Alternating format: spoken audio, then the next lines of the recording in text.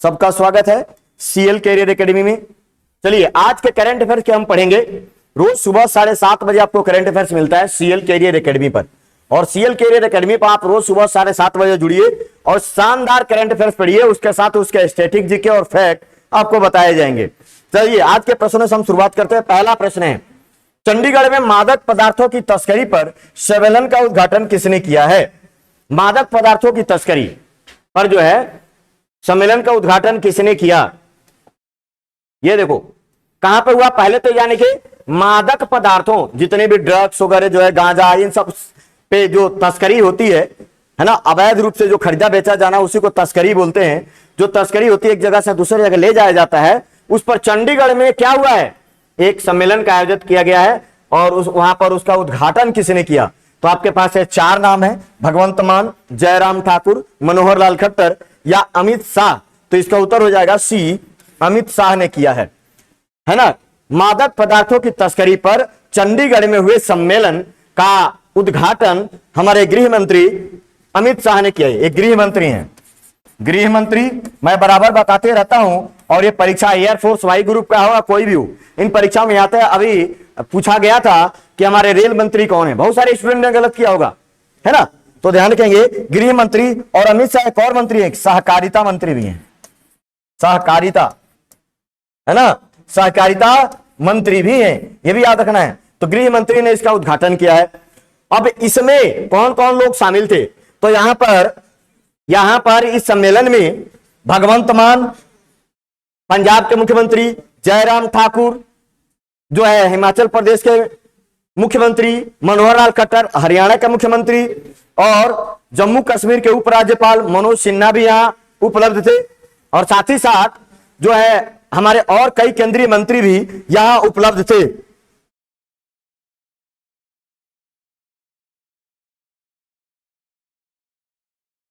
और कई केंद्रीय मंत्री भी यहां पर उपलब्ध थे। तो इसमें मानव जो है मादक पदार्थों की तस्करी पर सम्मेलन का उद्घाटन यहां पर किया गया है।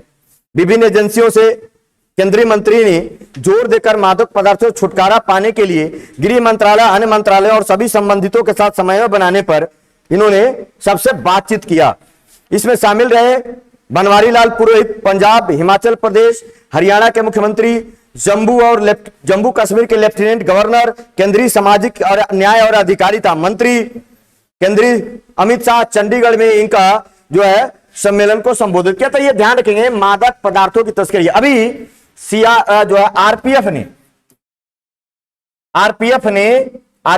अब इसका नाम हो गया है, ने कौन सा ऑपरेशन चलाया था? कौन सा ऑपरेशन चलाया था जिसमें मादक पदार्थों को, है ना, उसके तस्करी के लिए 1.70 करोड़, है ना, रुपए का क्या किया है, मादक पदार्थों को पकड़ा है। कौन सा चलाया था? Operation Narcos. वेरी गुड, यही प्रश्न पूछा जाएगा, देख लेना। जिस दिन पूछा जाएगा उस दिन लोग जो है बैठ के रोएंगे पक्का, क्योंकि पता नहीं है, मैक्सिमम को पता नहीं है। आप अपने आसपास पूछ के देखिए, तैयारी करने वाले लड़कों को भी नहीं पता ऑपरेशन नार्कोस। तो ध्यान रखना, ऑपरेशन नार्कोस किस लिए चलाया गया? प्रश्न क्या बनेगा, ऑपरेशन नार्कोस किस लिए चलाया गया, किसने चलाया, है ना। 1.70 करोड़ रुपए का मादक पदार्थ ट्रेनों में पकड़ा है। मतलब अब 1 महीने के लिए चलाया था तो ये हाल है, पूरा 12 महीने चलाता तो क्या हाल रहता। और वो भी चारों तरफ थोड़ा चलाया, किसी एक खंड में चलाया।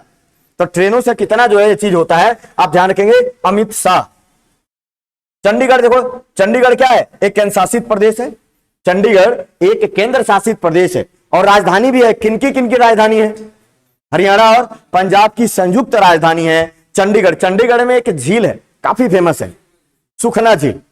पिछले कुछ साल पहले वो क्या हो गया था, उसमें से झाग निकलने लगा था, गुलाबी झाग, इतना ज्यादा पॉल्यूटेड हो गया था, बहुत ज्यादा पॉल्यूटेड के कारण। तो सुखना झील आप देखेंगे, चंडीगढ़ का जो डिजाइन है वो हड़प्पा काल के मोहनजोदाड़ो की जो डिजाइन थी उस पर बेस्ड है। मतलब उस पर सारी सड़कें समकोण पर काटना और पूरे तरीके से उसी व्यवस्था पर उसको डिजाइन किया गया। आप लोग बताएं कि चंडीगढ़ का डिजाइन करने वाला व्यक्ति कौन है?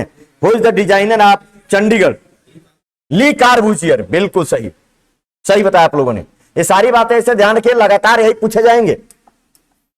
2024 में होने वाले पेरिस ओलंपिक खेल के आधिकारिक नारे का अनावरण किया गया। क्या है आधिकारिक नारा? 2024 में ओलंपिक खेल कहां होगा? पेरिस। पेरिस कहां है? फ्रांस में है, फ्रांस की राजधानी में होगा। 2028 में कहां होगा? लॉस एंजिल्स में होगा, 2028 अमेरिका में। और 2032 में कहां होगा? ऑस्ट्रेलिया में होगा। तो ध्यान रखना 2024 में पेरिस में जो ओलंपिक खेल होंगे उसका जो है आधिकारिक नारा आ गया है। धीरे धीरे अब आता रहेगा नारा, शुभंकर, ये सब आते रहेंगे। इसका है ए, गेम्स वाइड ओपन। इसका उत्तर हो जाएगा ए, गेम्स वाइड ओपन जो है इसका आधिकारिक नारा है। 2024 फ्रांस के पेरिस में होने वाले ग्रीष्मकालीन ओलंपिक। ये कौन सा ओलंपिक है? ग्रीष्मकालीन ओलंपिक। ग्रीष्मकालीन ओलंपिक है ये, और इसका आधिकारिक नारा लॉन्च कर दिया गया, games wide open. The very very most important. पिछला हुआ है टोक्यो ओलंपिक 2020, जिसको कोरोना कारण 2021 में आयोजित किया गया था, जुलाई अगस्त 2021 में किया गया था। तो इसका उत्तर हो जाएगा ए। वर्ष 2021 में विधानसभा बैठकों के मामले में कौन सा राज्य शीर्ष पर है? विधानसभा में किसने सबसे ज्यादा बैठकें की हैं? इस पर एक रिपोर्ट आई है जिसमें बताया गया है कि केरल जो है 1 नंबर पर है। 2021 में विधानसभा की जो बैठकें हुई हैं उस मामले में कौन सा राज्य शीर्ष पर है? बहुत ही महत्वपूर्ण प्रश्न है, very very important, very very important है। तो विधानसभा के बैठकों के मामले में केरल 1 नंबर पर है, यह बात याद रखेंगे। सबसे ज्यादा इन्होंने बैठकें की। बहुत ही महत्वपूर्ण प्रश्न है, यह परीक्षा में सीधे पूछे जाएंगे, सीधे जो है पूछा जाएगा। केरल में विधानसभा सत्र में कुल 61 दिन काम हुआ। कितने दिन? 61 दिन काम हुआ, है ना। सबसे ज्यादा इन्होंने बैठकें की है। इसके बाद अगर हम बात करें केरल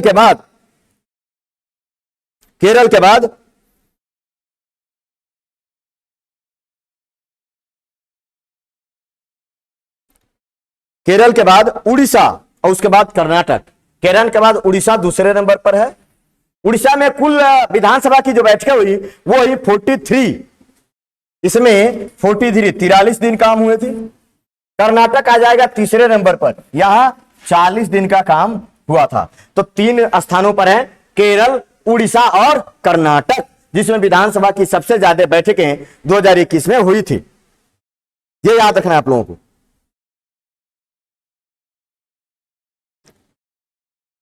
आंध्र प्रदेश, नागालैंड, सिक्किम, त्रिपुरा और दिल्ली में 10 दिन से भी कम बैठकें हुई। उत्तर प्रदेश, मणिपुर और पंजाब विधानसभा में 17, 16 और 11 बैठकें हुई। तो इस तरीके से इन बैठकों के मामले में आप याद रखेंगे केरल पहले स्थान पर है। केरल, ध्यान रखेंगे, केरल के तट को मालाबार तट के नाम से जाना जाता है। केरल में पेरियार नदी है और केरल में ही है शांत घाटी। कौन सी घाटी? शांत घाटी, साइलेंट वैली बोला जाता है। कहां है? केरल में है। और केरल को ही बोला जाता है गॉड अवन कंट्री। क्या नाम देते हैं इसको? God own country, God own country.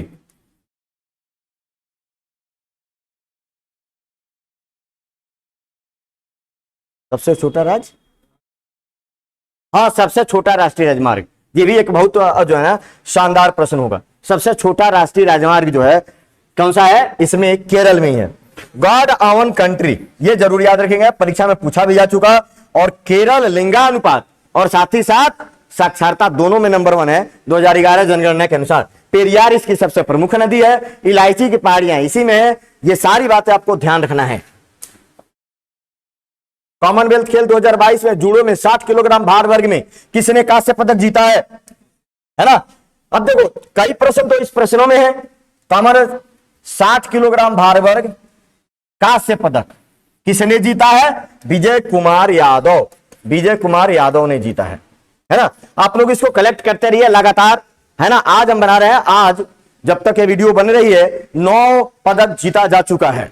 9 पदक जो है जीता जा चुका है। तो विजय कुमार यादव ने जूडो में 60 किलोग्राम भार वर्ग में कांस्य पदक जीता है, जो बर्मिंघम में कॉमनवेल्थ गेम चल रहे हैं। और यह चलेंगे 28 जुलाई से शुरू हुआ है, 28 जुलाई से, और ये चलेगा 8 अगस्त तक। 8 अगस्त तक यह चलेगा। तो धीरे धीरे भारत के पदकों की संख्या बढ़ती हुई 9 तक अब तक पहुंच चुकी है। 4 दिनों में हमारे खिलाड़ियों ने 9 पदक जीते हैं। आगे अब देखिए और कितने पदक आते हैं। तो जूडो में 60 किलोग्राम वेट कैटेगरी में कांस्य पदक विजय कुमार यादव ने जीता है। ये याद रखेंगे, the very very most important प्रश्न है। अगला, दिल्ली के नए पुलिस कमिश्नर कौन बने हैं? दिल्ली के नए पुलिस कमिश्नर ध्यान रखेंगे कौन बने हैं? संजय अरोड़ा, है ना, दिल्ली के नए पुलिस कमिश्नर। पहले कौन थे? राकेश अस्थाना। संजय अरोड़ा ने किसका स्थान लिया है? राकेश अस्थाना का। राकेश अस्थाना, इन्होंने इनका स्थान लिया है संजय अरोड़ा ने। तो बहुत ही महत्वपूर्ण प्रश्न है। दिल्ली के राज्यपाल का उपराज्यपाल कौन है?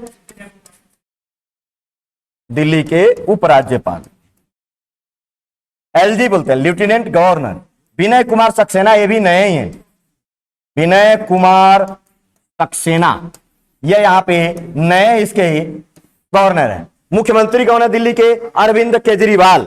अरविंद केजरीवाल दिल्ली के क्या है? मुख्यमंत्री हैं। तो ये बात भी ध्यान रखेंगे। अच्छा, ई वेस्ट पार्क कहां बनाया जाएगा? ये भी याद रखना है। ई वेस्ट इलेक्ट्रॉनिक पार्क है, ई वेस्ट पार्क बोलेंगे।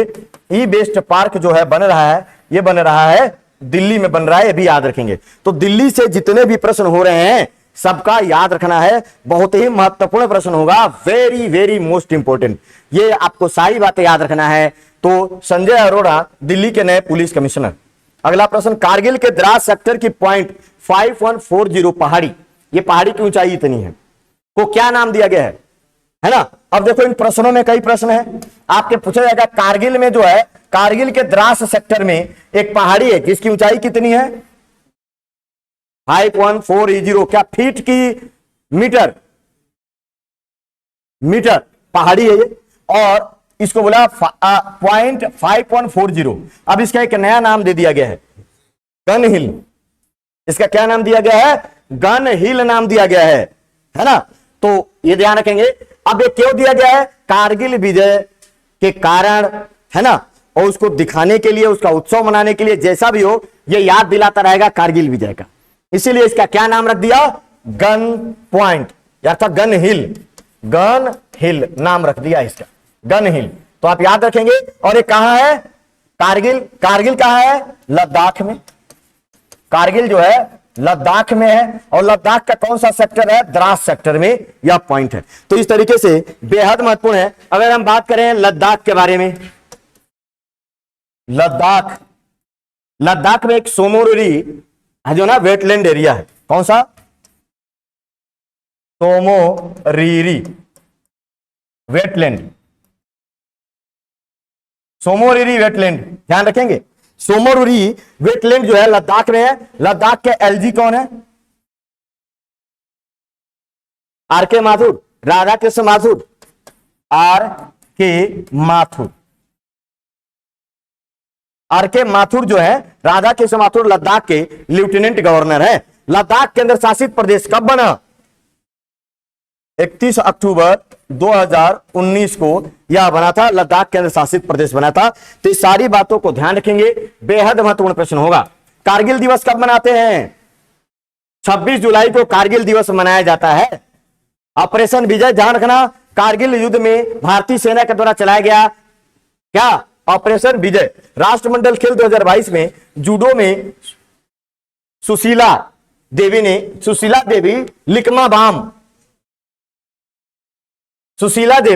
लिकमा बाम ने कौन सा पदक जीता है? इन्होंने कौन सा पदक जीता है? रजत पदक, सिल्वर मेडल जीता है जूडो में, है ना? जूडो में इन्होंने कौन सा पदक जीता? सुशीला देवी लिकमा बाम, याद रखेंगे, सुशीला देवी लिकमा बाम। इस तरीके के नाम जो है ना वो पूर्वोत्तर के होते हैं। हम एक बार पूरा लिस्ट बनाएंगे कौन किस राज्य का। एक बार गेम खत्म हो जाता है फिर एक शानदार वीडियो रहेगा आपके लिए। अभी उसका लिस्ट बनाते रहिए। राष्ट्रमंडल खेल बर्मिंघम, जूडो में ये दूसरा पदक है और सिल्वर पदक है ना? कांस्य पदक किसने जीता?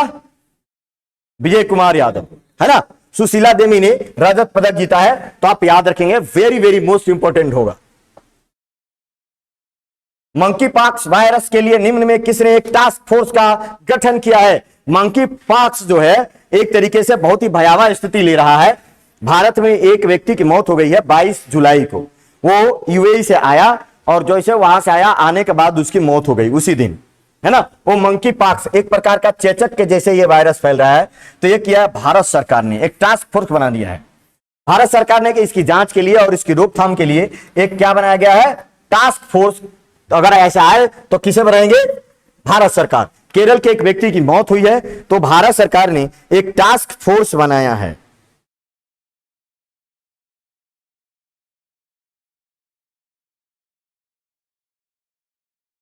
टास्क फोर्स का गठन कर दिया। नीति आयोग के सदस्य बीके पाल, स्वास्थ्य सचिव राजेश भूषण, है ना, समेत कई लोगों को रखा गया है।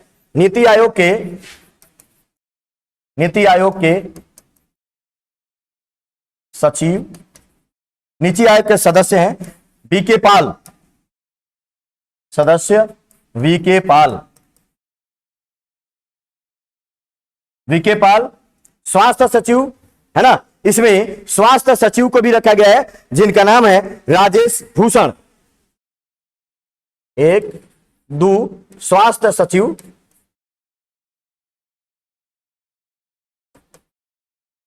सचिव राजेश भूषण समेत और भी कई सीनियर लोगों को इसमें रखा गया है इस टास्क फोर्स में, है ना, केंद्र सरकार ने गठन किया है।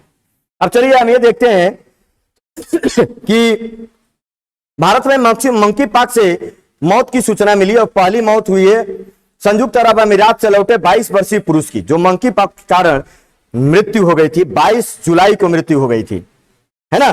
तो इस तरह से हाँ, केरल का जो व्यक्ति है उसकी मृत्यु हो गई थी। WHO ने इसके लिए एक वैश्विक आपातकाल की घोषणा भी की है और उसमें बताया है कि दुनिया के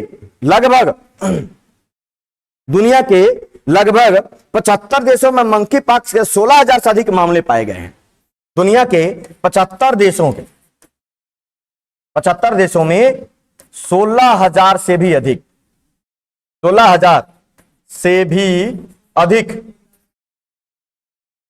1,60,000 हो गया, अब हो गया 16,000 से भी अधिक मामले आ चुके हैं और भारत में भी आ गया, है ना। तो इसके लिए भारत सरकार ने टास्क फोर्स गठित कर दिया मंकी पॉक्स के लिए। मंकी पॉक्स बहुत खतरनाक हो रहा है, 16,000 से अधिक मामले पाए गए। अफ्रीका में मुख्य रूप से नाइजीरिया और कांगो में जहां मंकी पॉक्स का एक अधिक घातक रूप पश्चिम की तुलना में फैल रहा है, वहां 75 मौतें हो चुकी हैं। ब्राजील स्पेशल में भी ये सब हो रहा है। और मंकी पॉक्स वायरस जो चेचक वायरस के समान ही वायरस है, उसके लिए WHO बिल्कुल सजग रूप से कारगर कदम उठा रहा है।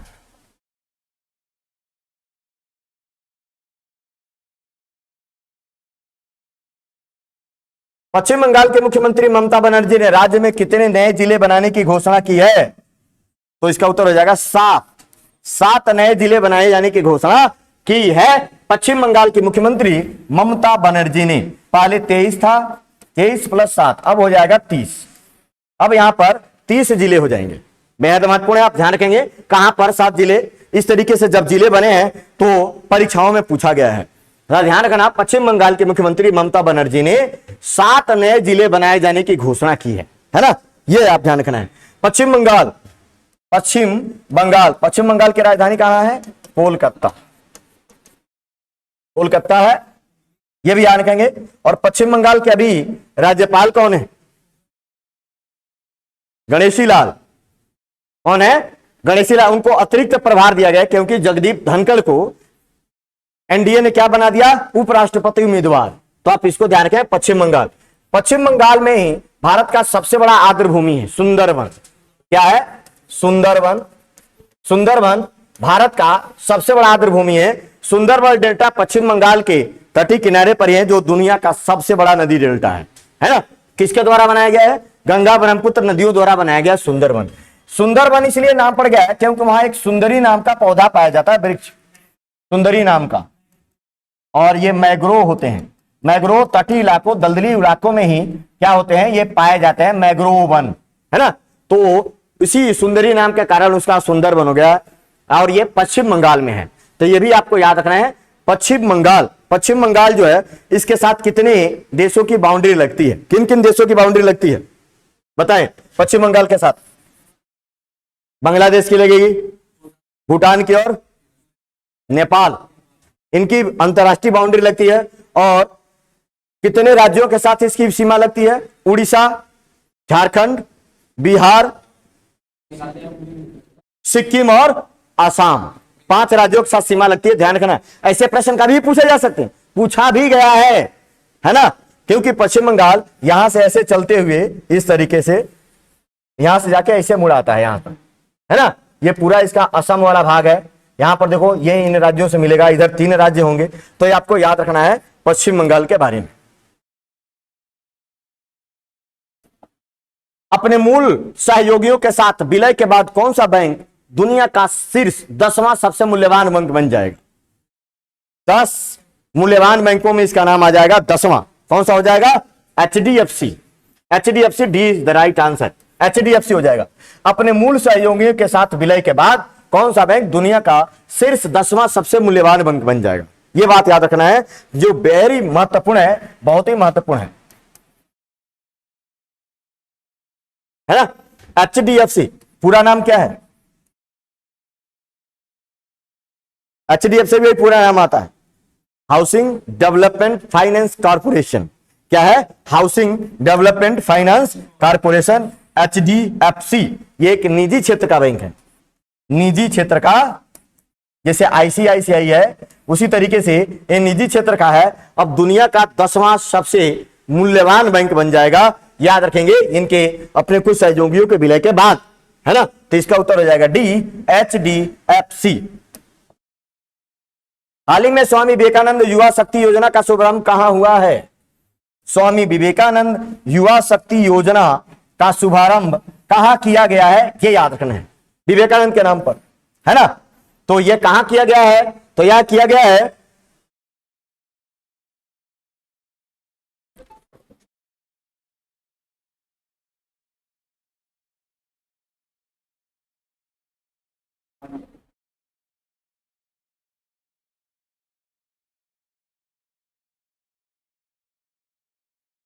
कर्नाटक में।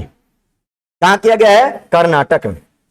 विवेकानंद युवा शक्ति योजना युवाओं में रोजगार को बढ़ाने, उनकी कौशल शक्ति को बढ़ाने और इस तरीके के प्रोग्राम के लिए कि युवाओं में क्या हो?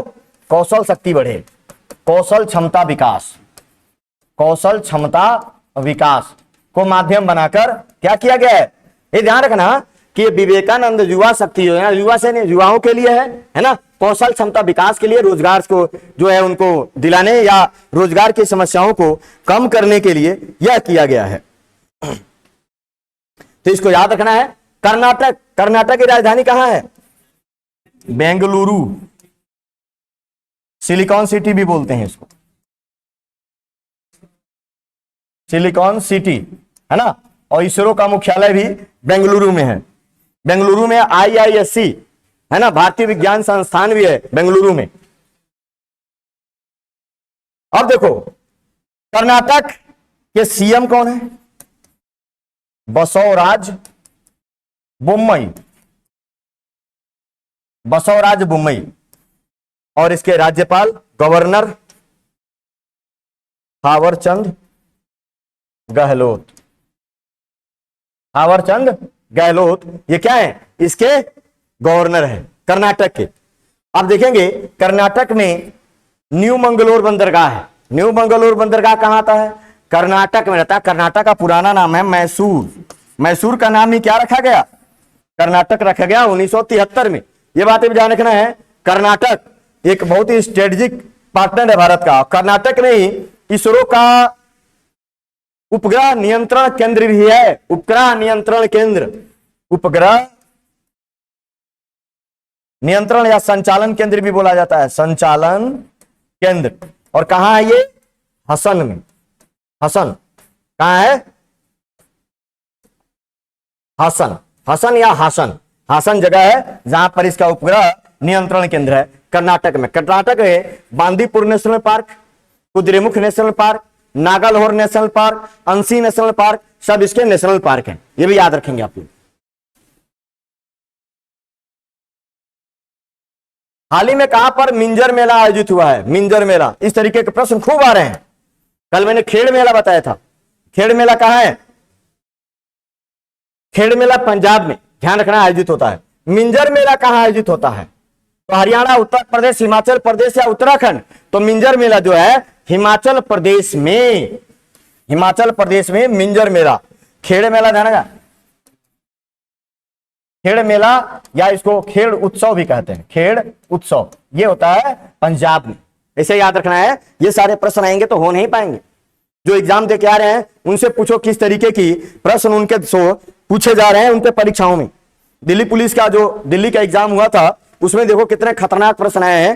पूर्वोत्तर के जगह जगह के उनके जनजातियों द्वारा मनाए जाने वाले उत्सवों के नाम।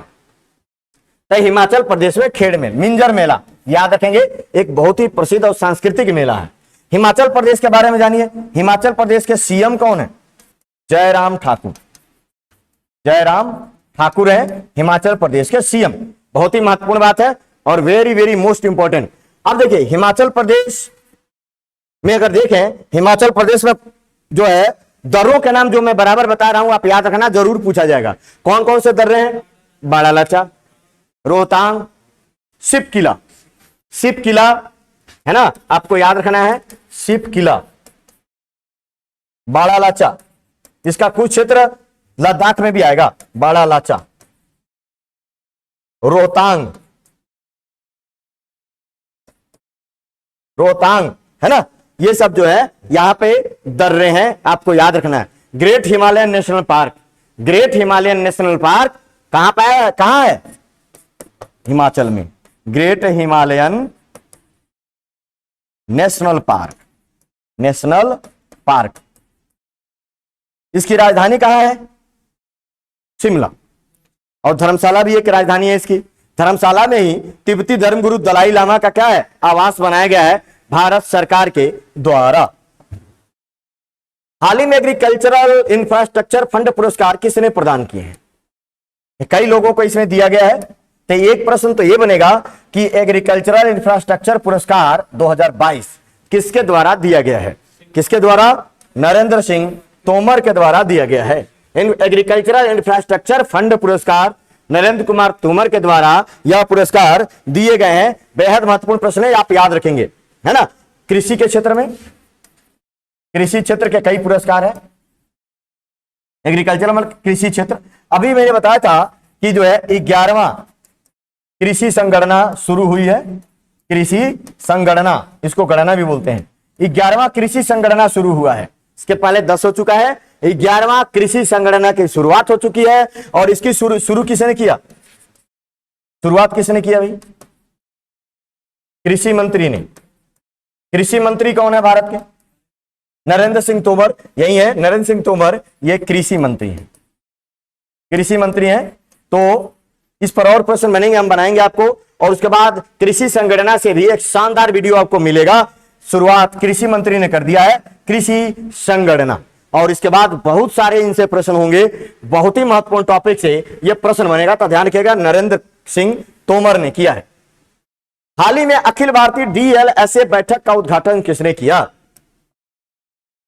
डीएलएसए बैठक का उद्घाटन किसने किया है?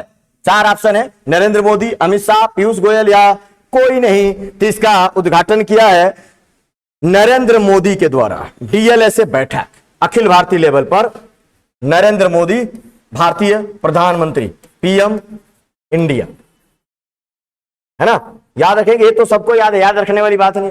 भारत के प्रधानमंत्री, भारत के राष्ट्रपति। अभी लोग भारत के राष्ट्रपति का जो है प्रश्न गलत कर रहे हैं। हमने डलवाया था तो 1% लोगों ने राष्ट्रपति के प्रश्न भी गलत किए। लगभग 200 लोगों में 1% लोगों ने क्या किया है? राष्ट्रपति का प्रश्न गलत किया है ना। ये ध्यान रखो, मतलब कम से कम 200 में 2 ने गलत किया, कम से कम, है ना। उनको क्या? प्रतिभा पाटिल, अभी उनको पता ही नहीं है, प्रतिभा पाटिल आंसर दिया था। तो याद रखना, नरेंद्र मोदी भारतीय प्रधानमंत्री अखिल भारतीय लेवल पर डेवलपमेंट स्किल के लिए एजेंसी के लिए यह किया है बैठक का उद्घाटन। तब यह महत्वपूर्ण प्रश्न है। इसके कई विंग है ना, जिस पर और भी अलग अलग टाइप के प्रश्न बनेंगे।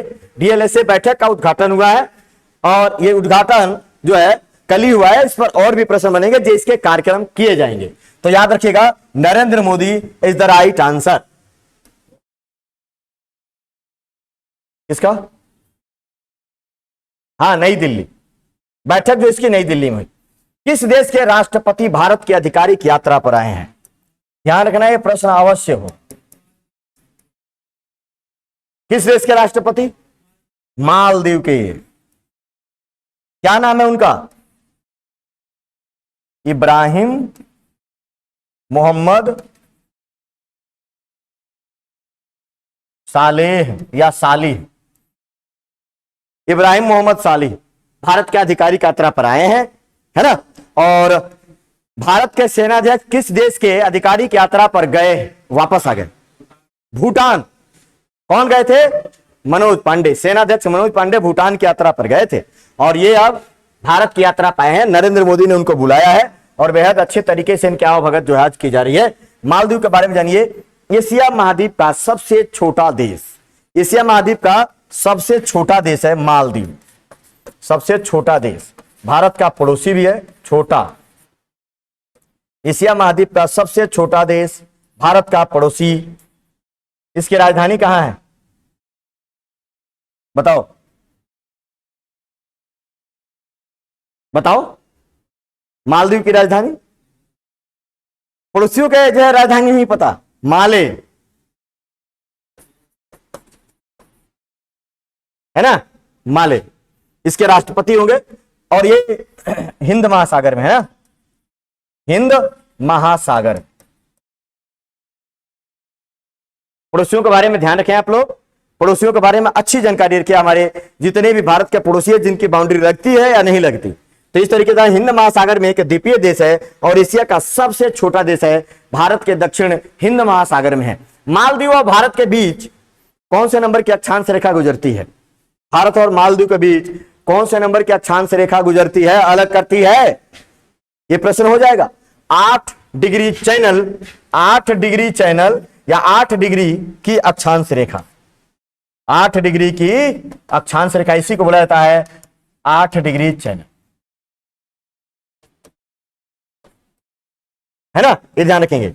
अगर हम बात करें ये एक्चुअली में कि किसके किसके बीच होता है, तो ये ध्यान रखिएगा, भारत का जो सबसे नीचे मालदीव का जो अंद्राट है, मिनिकॉय, मिनिकॉय और मालदीव के बीच है। ये किसके बीच है? तो अगर देखा 8 डिग्री चैनल ये पूछा जाए तो आप बताएंगे मिनिकॉय और मालदीव के बीच जो रेखा गुजरती है, अक्षांश रेखा जो दोनों को अलग करती है, क्या है? 8 डिग्री वाली है ना। ध्यान रखेंगे। अंडमान निकोबार को अलग करने वाला चैनल कौन सा है? अंडमान निकोबार को 10 डिग्री की अक्षांश रेखा, 10 डिग्री चैनल अंडमान और निकोबार को अलग करती है। तो चलिए आज के लिए इतना ही। मालदीव के बारे में और जानकारी लीजिएगा और भारत के आधिकारिक यात्रा पर आए सभी लोगों का बहुत बहुत धन्यवाद हमारे साथ जुड़ने के लिए। जय हिंद, जय भारत।